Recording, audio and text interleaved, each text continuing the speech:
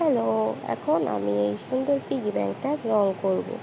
তো আমার প্রায় অনেক রঙই হলুদ রংটা করা শেষ। এখন আমি লাল রঙের একটা প্রলেপ দিব।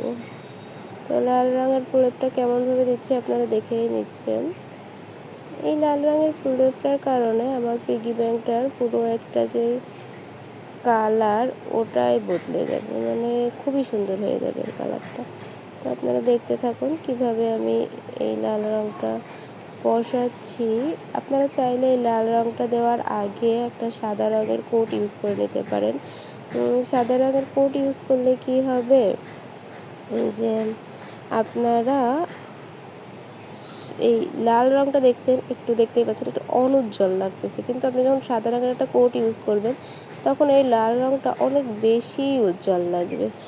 মানে কি বলবো, আর বলার আমার ভাষা নাই। কিন্তু আমার কাছে আপাতত সাদা রঙটা নাই, যার কারণে আমি ডিরেক্ট, আর আমার এটা হচ্ছে অনেক দ্রুত দরকারও, এজন্য আমি করে ফেলছি এভাবে। আপনারা বাসায় যদি থাকে বা আপনাদের যদি কেনার এ থেকে, তো অবশ্যই আপনারা আগে সাদা রঙ কিনবেন। মানে আমি যখন কিনছি তখন আমার খেয়ালই নেই যে আমার বাসায় সাদা রঙটা শেষ, কারণ সাদা রঙ ব্যতীত কালার পুরো ফিকে লাগে। মানে মানুষের জীবনে যেমন কিছু মানুষ ব্যতীত বা কিছু স্মৃতি ব্যতীত ফিকা, তেমন সাদা রঙ ব্যতীত কালার আপনার ফিকা। তবুও মানে প্রত্যেকটা জিনিসের নিজস্ব একটা রঙ থাকে, তেমন লাল রঙের একটা নিজস্ব রঙ আছে, এই কারণে আমার দেওয়াতে খারাপ লাগবে না। তবুও তো খুব দামি একটা কথা বলে ফেললাম, কিন্তু যে প্রতিটা মানুষের জীবনেই একটা সাদা রঙের প্রয়োজন পড়ে থাকে। এটা কিন্তু সত্যি যে আপনার জীবনটা একটা অনেক সুন্দর বানাতে চাইলে আপনি কিন্তু একা সম্ভব না। আপনার একটা পার্টনারের প্রয়োজন আছে, আপনার একটা সন্তানের প্রয়োজন আছে, অবশ্যই আপনার মা বাবার প্রয়োজন আছে।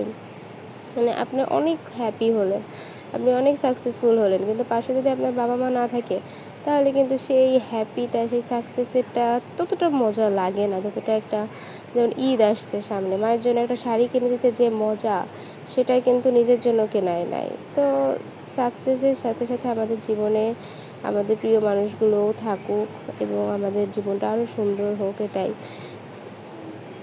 আর আর কি বলবো, আর কিছুই বলার নাই। দেখছেন একটা রং করা আমার শেষ। এটা আমার কাছে তো খুবই ভালো লাগতেছে, আমি জানি না আপনাদের কাছে কেমন লাগবে। এটা আমি সবুজ করব, এটা একটু পরে করব। এবার আমি এইটাও করে ফেলবো। খুবই মজা লাগে রং করতে, মানে আমার একটা প্যাশান।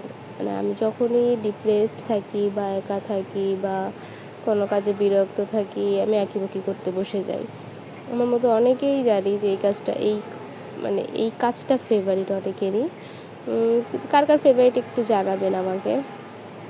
মানে আরেকটা আছে, মানে আপনার অনেক অ্যাংজাইটি হচ্ছে, আপনি ডিপ্রেসড হয়ে গেছেন, আপনি কিছু ভাল লাগতেছে না আপনার।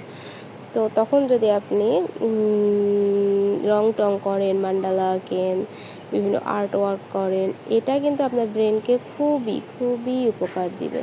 মানে আপনার ব্রেন সতেজ করতে, আপনার ব্রেনকে একটা ডালনেস কমাইতে এটা উপকারী করে থাকে।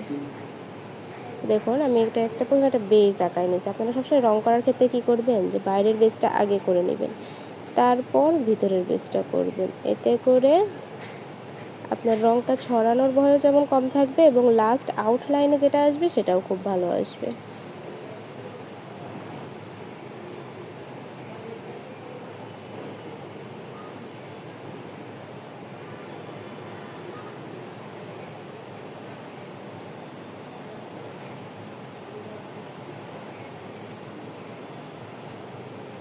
দেখুন আমাদের আপাতত এই দুইটা সবুজ কালার করে আপনাদের সাথে শেয়ার করব কেমন লাগে পিগি ব্যাংকটা।